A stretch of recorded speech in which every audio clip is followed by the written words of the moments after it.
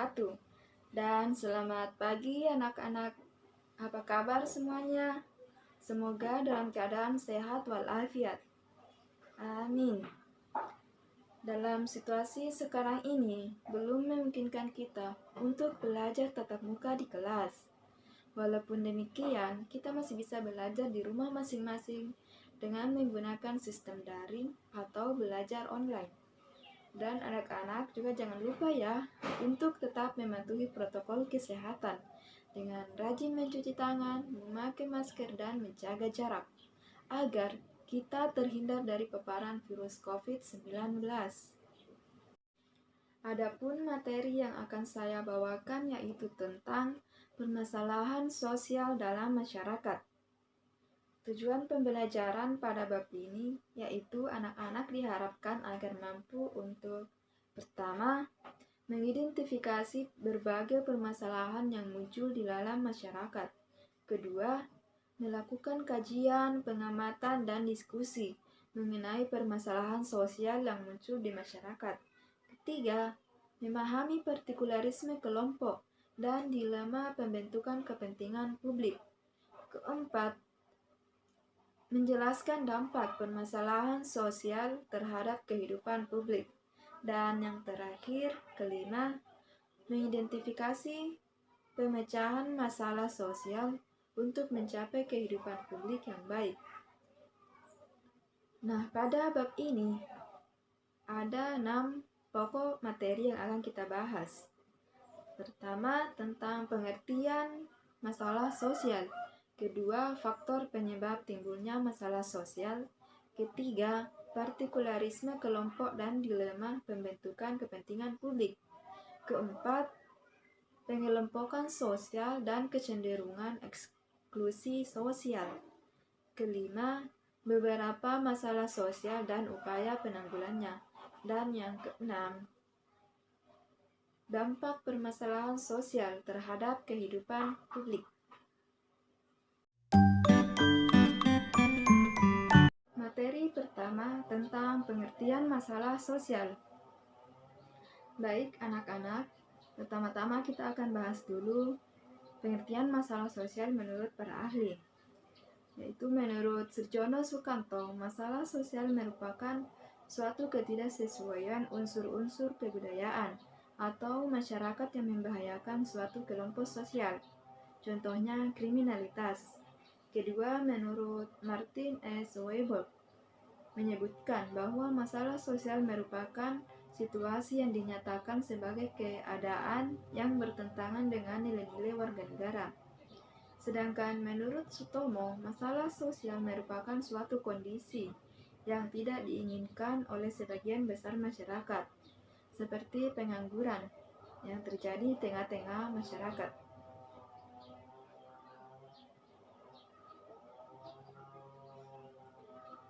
Nah, sebagai makhluk sosial, manusia mempunyai kecenderungan untuk hidup bersama dalam ikatan kelompok yang disebut sebagai masyarakat. Hal ini disebabkan karena berbagai kebutuhan hidup, seperti sandang, pangan, dan papan, yang pemenuhannya akan lebih baik jika dilakukan secara bersama dalam suatu kelompok. Secara ideal, semua komponen masyarakat merasa terikat satu sama lain oleh seperangkat sistem nilai dan norma sosial yang telah disetujui bersama. Sehingga dalam suatu masyarakat tersebut hidup secara berdampingan dan harmonis. Akan tetapi, tidak semua individu atau kelompok memiliki sarana dan prasarana untuk hidup secara harmonis. Akibatnya, mereka sangat rentan akan terjadinya masalah sosial. Masalah sosial sendiri di setiap masyarakat memiliki standar atau ukuran yang berbeda. Misalnya saja masalah pergaulan bebas di kalangan remaja. Bagi negara-negara barat, khususnya Amerika Serikat dan Prancis, hal ini bukanlah suatu masalah sosial. Sementara di negara timur, Indonesia khususnya, Masalah pergaulan bebas di kalangan remaja adalah masalah sosial yang dapat membahayakan masyarakat yang bersangkutan, dan tentu saja harus dicari pemecahannya. Masalah-masalah sosial berhubungan erat dengan nilai-nilai dan lembaga-lembaga masyarakat. Masalah tersebut bersifat sosial karena menyangkut hubungan antara manusia dan dalam kerangka bagian-bagian kebudayaan yang normatif atau menurut norma kaidah yang berlaku. Masalah sosial merupakan suatu gejala yang tidak dikehendaki dalam masyarakat karena bersifat patologis, yang abnormal, menyimpan, dan sakit.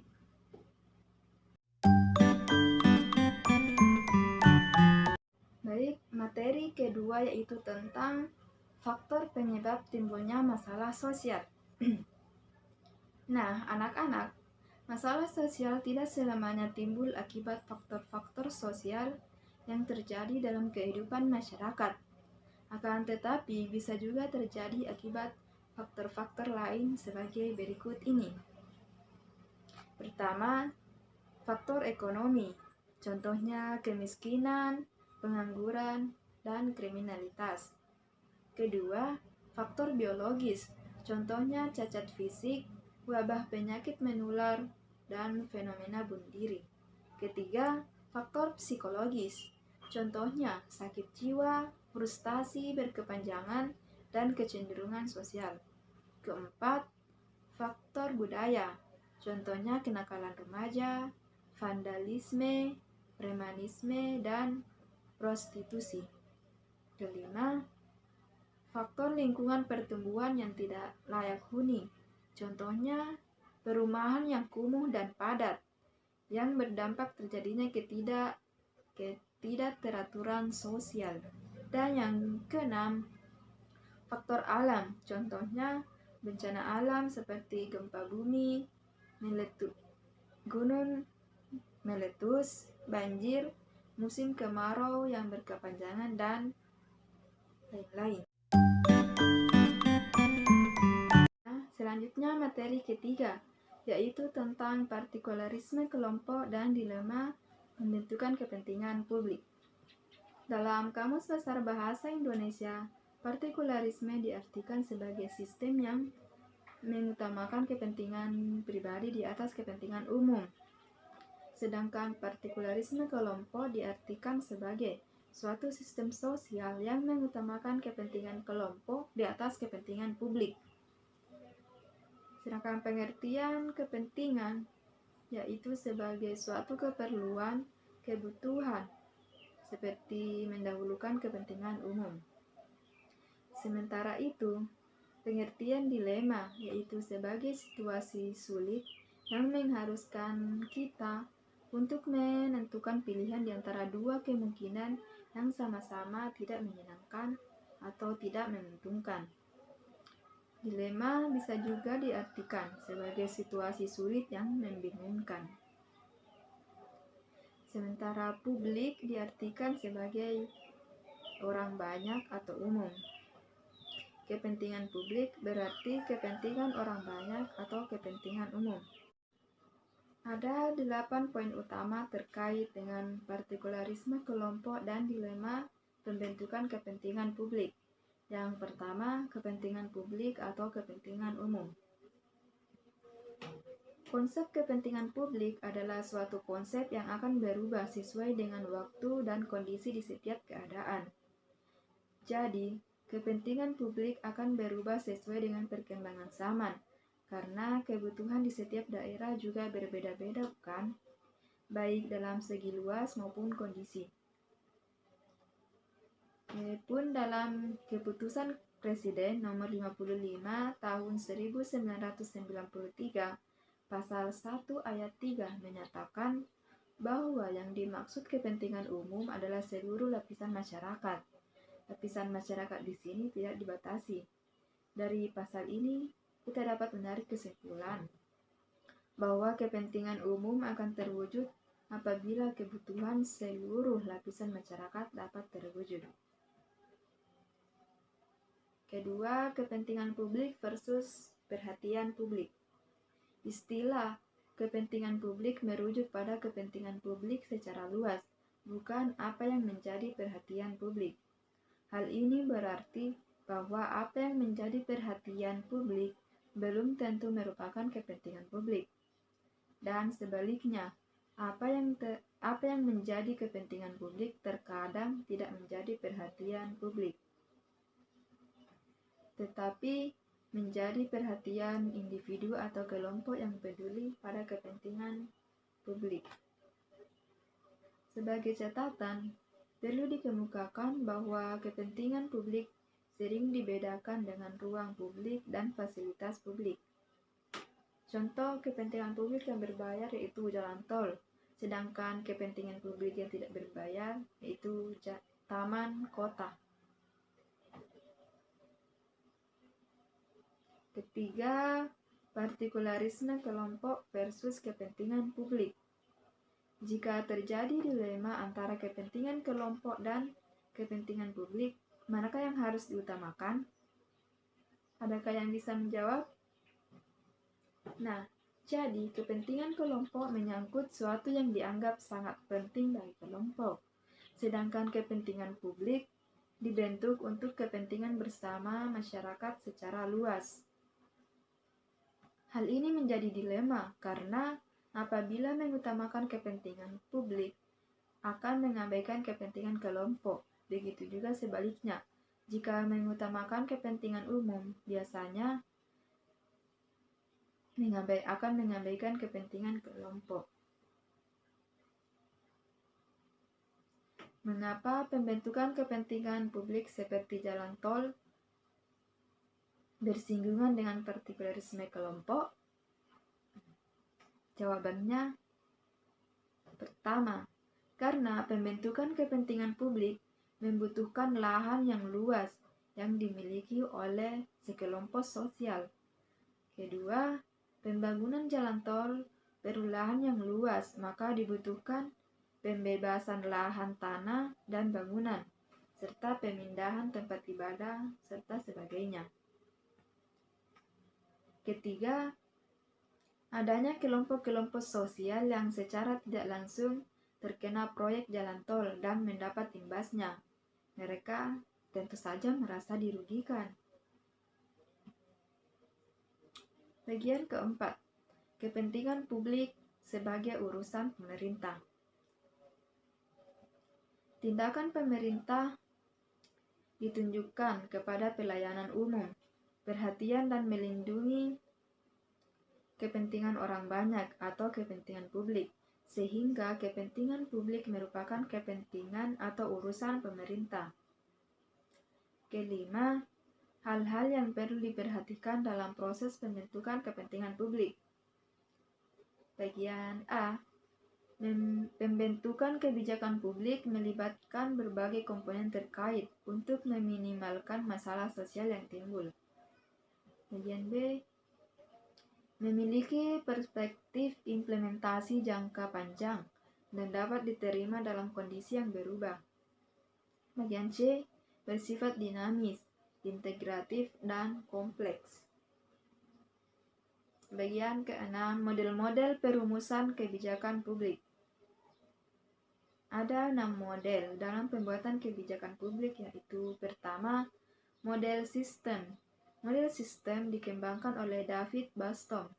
Model ini menurut Palme dan Naumes merupakan model deskriptif karena lebih menggambarkan senyatanya yang terjadi dalam pembentukan kebijakan.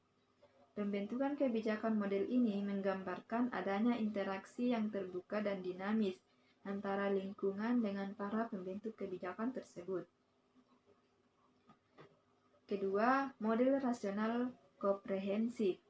Model ini terdiri dari 4 elemen, yaitu masalah-masalah yang dihadapi dapat dipisahkan sehingga diketahui mana yang paling bermakna di antara masalah-masalah yang ada. Kemudian, arti penting suatu masalah disusun dan dijelaskan menurut tujuan, nilai, dan sasaran. Sasaran yang hendak dicapai kan? Ketiga, sebagai alternatif untuk mengatasi masalah perlu diselidiki. Keempat, terakhir, setiap alternatif dan konsekuensi yang menyertainya dapat diperbandingkan. Model ketiga yaitu model kepuasan. Dalam kenyataannya, para pembuat keputusan akan memiliki alternatif yang memuaskan sebagai solusi optimal terhadap situasi. Kelemahan model ini terletak pada dasar penentuan tingkat kepuasan dan penentuan pembuatan keputusan. Keempat, model penambahan. Model ini merupakan model kebijakan yang selalu bersifat serial, fragmentari, dan sebagai remedial. Penerapan model yang pragmatis ini dapat mengurangi konflik dan menjaga stabilitas sosial politik. Model keenam yaitu model pengamatan campuran. Model ini dikemukakan oleh Amital Lencioni dalam Winarmo tahun 2014 halaman 115-118. Model ini merupakan penggabungan antara model inkremental dan rasional komprehensif. Dan yang terakhir, model kualitatif optimal.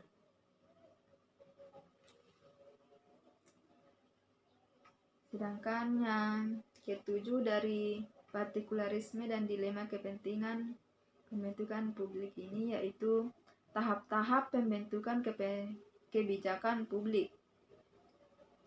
Ada 4 tahap, yaitu pertama, tahap perumusan masalah, kedua, tahap agenda kebijakan dengan melihat masalah-masalah berdasarkan tingkat kepentingannya, ketiga, tahap pemeliharaan alternatif kebijakan untuk pemecahan masalah, serta keempat, tahap penetapan kebijakan. Yang kedelapan, pembentukan kebijakan publik yang berpotensi menimbulkan dilema. Pembentukan kebijakan tidak serta-merta mulus atau tanpa benturan. Ada beberapa kebijakan publik yang dirumuskan berbenturan dengan beberapa pihak sehingga berpotensi menimbulkan dilema. Berikut ini beberapa contoh kebijakan publik yang berpotensi menimbulkan dilema. Yang pertama, kebijakan menutup pabrik yang merusak lingkungan dengan bertambahnya pengangguran. Kedua, kebijakan mendirikan pabrik dengan terjadinya pencemaran dan kerusakan lingkungan alam. Ketiga, kebijakan pendirian kompleks perumahan dan dunia usaha dengan berkurangnya lahan untuk pertanian.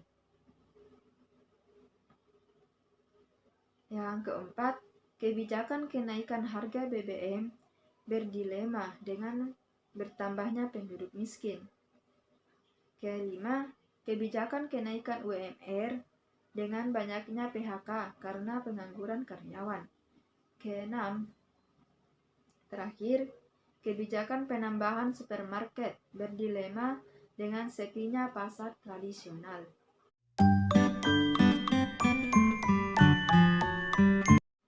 Materi selanjutnya, materi keempat, yaitu tentang pengelompokan sosial dan kecenderungan eksklusi sosial. Adapun faktor-faktor yang mempengaruhi terbentuknya eksklusi sosial menurut Pearson adalah sebagai berikut. Pertama, kemiskinan dan penghasilan rendah.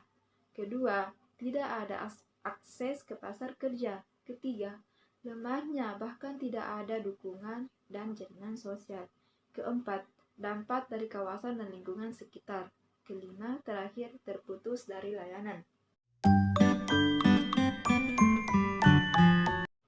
Materi kelima, yaitu tentang beberapa masalah sosial dan upaya penanggulangannya. Masalah sosial yang pertama yaitu masalah kemiskinan. Sebagai contoh mengenai kriteria umum yang menyatakan bahwa seseorang atau suatu kelompok dinyatakan miskin apabila sudah tidak mampu untuk memenuhi kebutuhan hidupnya dalam batas minimal. Nah, adapun upaya penanggulangan kemiskinan dengan 2 cara.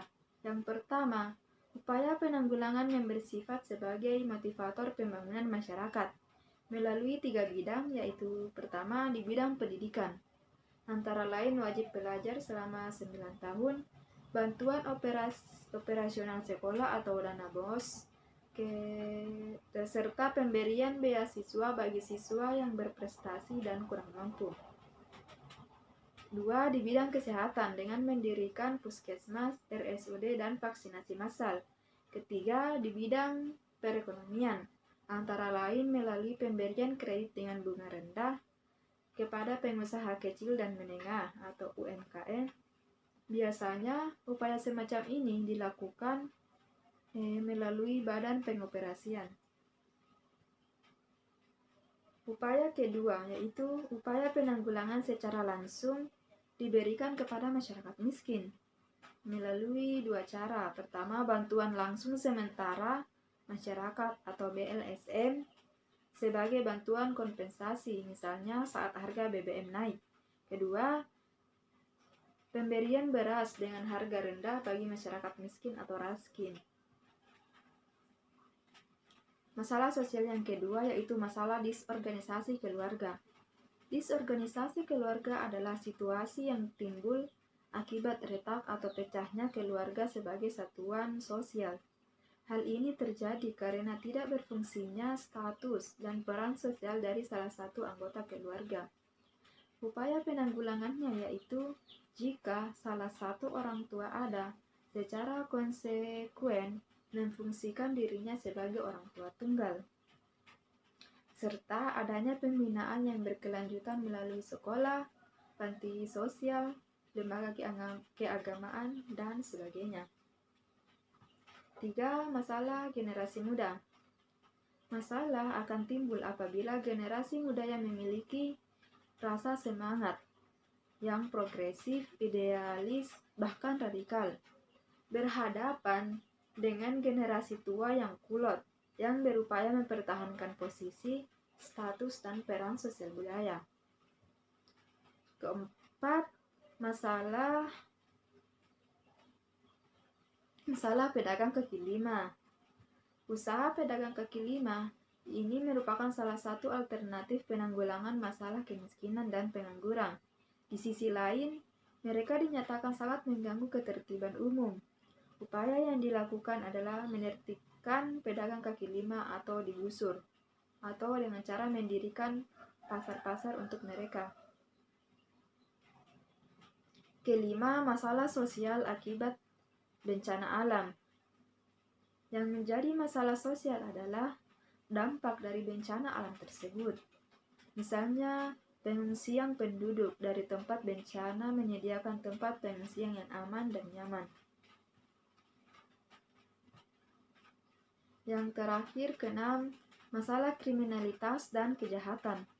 Apabila orang berbicara mengenai kejahatan, maka biasanya dibayarkan adalah berbagai kejahatan yang tercantum dalam Kitab Undang-Undang Hukum Pidana dan Perdana, serta dipantau aparat. Selanjutnya materi terakhir, materi ke-6, yaitu tentang dampak permasalahan sosial terhadap kehidupan publik. Masalah sosial adalah kondisi yang bertentangan dengan nilai-nilai oleh masyarakat yang cukup signifikan sehingga perlu diatasi atau diperbaiki agar merubah situasi tersebut. Indikator suatu gejala permasalahan sosial adalah sebagai berikut. Pertama, adanya kesesuaian antara nilai sosial dan tindakan sosial. Kedua, sumber dari permasalahan sosial merupakan akibat dari suatu gejala sosial di masyarakat. Ketiga, adanya pihak yang menetap atau gejala sosial tergantung karakteristik masyarakatnya. Keempat, permasalahan sosial yang nyata dan masalah sosial tersembunyi. Kelima, masalah perhatian masyarakat dan masalah sosial. Keenam, sistem nilai dan perbaikan atau masalah sosial. Adapun dampak dari adanya permasalahan sosial terhadap kehidupan publik adalah sebagai berikut. Pertama, meningkatnya tingkat kriminalitas. Kedua, adanya kesenjangan antara orang kaya dan orang miskin. Ketiga, adanya pemecahan kelompok.